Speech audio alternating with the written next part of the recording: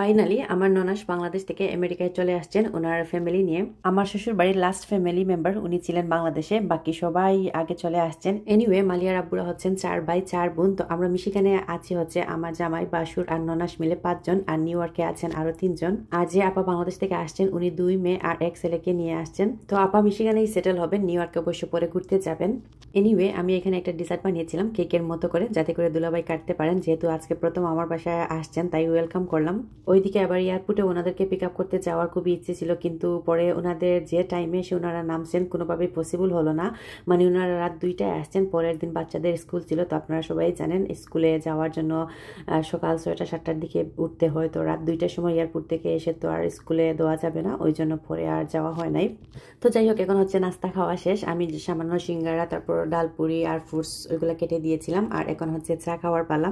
আর আমি এত রিল্যাক্স করে করে ভিডিও করতেছিলাম, ওনারা বাইরে চলে গিয়েছেন। আমাদের মিশিগানে কিন্তু সামার টাইমে দেখা যায় আমরা বাইরে বসেই বেশিরভাগ সময় বিকেলে কোনো মেহমান আসলে নাস্তাটা করতে বেশি পছন্দ করি। আর চাটা তো অবশ্যই বাইরে না খেলে হবেই না। অবশ্যই আমার হাতের এই চাটা দুলাভাই অনেক পছন্দ করেছেন। ওনারা আমার ঘরে 2 দিন ছিলেন, তো দুলাভাই বারবার বলতেছেন তোমার হাতের চাটা অনেক মজা। এখানে হচ্ছে আমি সামান্য 1 চামচ কফি দিয়ে দিয়েছিলাম, রেগুলার চা যেভাবে বানাই ওইভাবে বানাইছি। তারপর 1 চামচ কফি দেওয়াতে আর কফির একটা স্মেল আসে, ওইটা খেতে খুবই ভালো লাগে। আর শুধু কফি দেখা যায় অনেকেই খেতে পছন্দ করেন না, পাতলা বাট একটু যারা একটু কড়া লিকার খান ওনাদের জন্য দেখা যায় মানে শুধু কফিটা ভালো লাগে না। যেমন আমি শুধু কফি খেতে পছন্দ করি না। আর চাটা বানাই, বাট ধরেন 4 চামচ চা পাতা দিব, ওই জায়গায় আমি 3 চামচ দিই আর 1 চামচ কফি দিয়ে দিই, এতে করে অনেক ভালো একটা গ্রান আসে। তো যাই হোক, বাইরে নিয়ে চলে আসছি আর এখন সবাই বসে চা খাচ্ছেন। দুলাভাই আর আপা অবশ্য বলতেছিলেন যে খুব মজা হয়েছে, কফির মতো লাগতেছে। আবার পরে মানে বলতেওছেন যে কফি দিছো না। তো আসলে সবাই অনেক পছন্দ করেন, আপনারা অবশ্যই এভাবে ট্রাই করতে পারেন যারা যারা মানে এটা এখনো ট্রাই করেন নাই। এনিওয়ে এখন হচ্ছে রাতে খাওয়া দাওয়ার পালা। ওনারা ডিনার করেছেন এসে, আর সন্ধ্যাবেলা আসছেন আর ডিনার করবেন, লাঞ্চ না।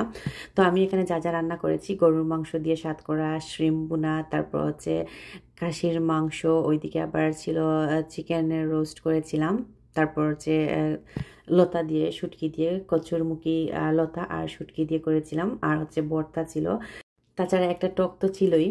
এনিওয়ে যেহেতু আপারা ক্যামেরা ফ্রেন্ডলি না, ওই জন্য ওনাদেরকে দেখাই নাই। প্রথমে দুলাভাইরা বসছেন 2 জন, পরে আপারা আমরা সবাই মিলেই খাওয়া দাওয়া করছি। আর এইখানটা হচ্ছে পরের দিনের, আমি জাস্ট ঘুম থেকে ওঠার পর বিকেলের দিকে গিয়েছিলাম আমাদের বাসার পাশে একটা পার্কে ঘুরতে। ওইখানে অনেকগুলা হাঁস, ওইগুলার কোনো মালিক আছে কিনা না জানি না, এরকমই দেখা যায় সব সময়। সামার টাইমে দেখা যায় সব জায়গায় এরকম হাঁসগুলো থাকে। ওনারাও দেখে খুব এনজয় করতেছেন, বাচ্চারাও। আর এটা হচ্ছে আমার নেইবার আপা বলেছিলেন যে আমাকে আগের দিন কল করে বলেছেন যে পাতা আনতে, টক পাতা, এটা খেতে ভীষণ মজা। কিন্তু আমাকে বলেছিলেন আনতে, আমি বলেছি যে আপা কালকে আমার ননাস আসবেন, তো আপা নিজ হাতে তুলে আনবেন। আর একদিক দিয়ে ভাবতেছিলাম যে আপা তুলে দিবেন, কষ্ট হয় কিন্তু গার্ডেন থেকে তোলা সবজি তোলা কষ্ট আছে। তো পরে বললাম আপাকে যে আমি নিজে এসেই তুলে নিব, আপনি কষ্ট করে দিতে হবেন না। তাছাড়া কালকে আমার ননাস আসতেছেন, তো উনি নিজ হাতে আনবেন, কারণ সবজি পাড়ার কিন্তু মজাই আলাদা। আমি জানি না আপনারা কয়েকজন ওইটার সাথে একমত, তবে সবজি খাওয়ার চেয়ে কিন্তু পাড়ার তোলার মজাই আলাদা। তো যাই হোক, আপা অনেক খুশি করেও আনছেন, দুলাভাইও আনছেন। আমার নেইবার আপাকে থ্যাংক ইউ দেওয়ার জন্য। আর এইদিকে হচ্ছে আমি জাস্ট এই ক্লিপগুলো আগের প্লেটগুলো যখন রেডি করতেছিলাম, টেবিলটা সেট আপ করতেছিলাম, ওই ক্লিপগুলো আমি আগে দিনে ভাবছি পরেই দিয়ে দিই যে কীভাবে কী করি।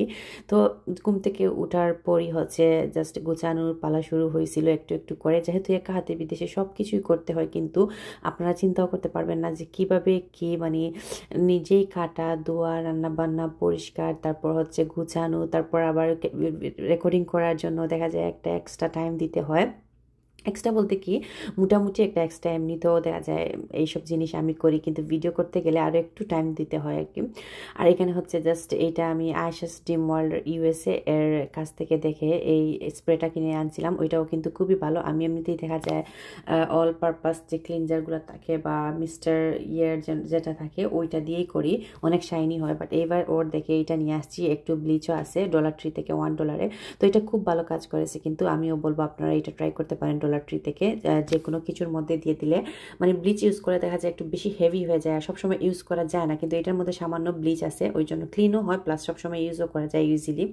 এনিওয়ে উপরে চুলা ক্লিন করতে তেমন একটা কষ্ট হয় না, বেশি বড়েও না। এখন নিচে আসছি, নিচের চুলাটা কিন্তু দাওয়াতে রান্নাবান্না করলে খুবই বড়ে যায়। আজকে যেহেতু দাওয়াতে রান্নাবান্না করছি খুবই বড়ে গিয়েছে। আর আমি এখানে চুলা ক্লিন করার আগে হচ্ছে গরম মুছার আগে যেভাবে ঝাড়ু দিয়ে দিতে হয় আমিও ঠিক একইভাবে চুলা ক্লিন করার আগে একটু ঝাড়ু দিয়ে দিই। আর এখানে চুলাটা গরম আছে, গরম গরম থাকতে ক্লিন করে নিচ্ছি, এতে করে বেশি ক্লিন হয়, কষ্ট কম হয়।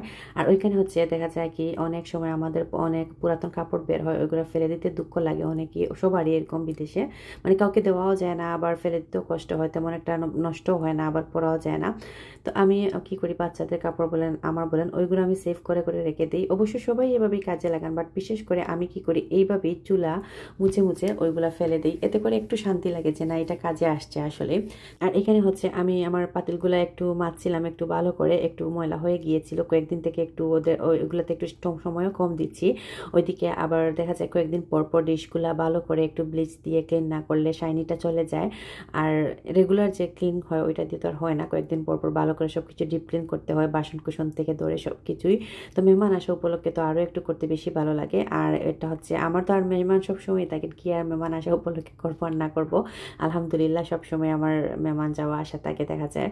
তো এখন হচ্ছে ওইটা হচ্ছে আরও হচ্ছে ধরেন 4-5 দিন আগের ব্লগ, আমি যেটা বললাম আর কি। আর সবসময় বলি যে মেহমান আসলে দেখা যায় আমি 1 সপ্তাহ আগে থেকেই বড় বড় ক্লিনিংগুলো স্টার্ট করি, একটু একটু একটু করে করি, এতে করে অনেকটা ইজি হয়। তারপরও সামাল দিতে একটু কষ্ট হয়েই যায়, কারণ এখানে তার বিদেশে কাজের লোক নাই। তাছাড়া যাদের করে ধরেন হেল্পিং হ্যান্ড থাকেন, কিছু একটা করেন, ওনাদের জন্য ইজি, বাট আমাদের জন্য একটু কষ্ট হয়ে যায়। জাস্ট মালিয়ার আব্বু যতটুকু পারেন হেল্প করেন। তো উনি তো আর একেবারেই যে গা লাগা হয়ে হেল্প করবেন ওই রকম তো আর হবে না, ছেলে মানুষের তো বাইরেও অনেক কাজ থাকে, অনেক কিছুই থাকে। তো যাই হোক, তারপরেও উনি রান্না করতে অনেকটাই হেল্প করেছেন, উনি রান্নাও করেছেন, আমিও করেছি। তো আমার ভিডিওটা যদি ভালো লাগে থাকে তাহলে অবশ্যই শেয়ার দিবেন।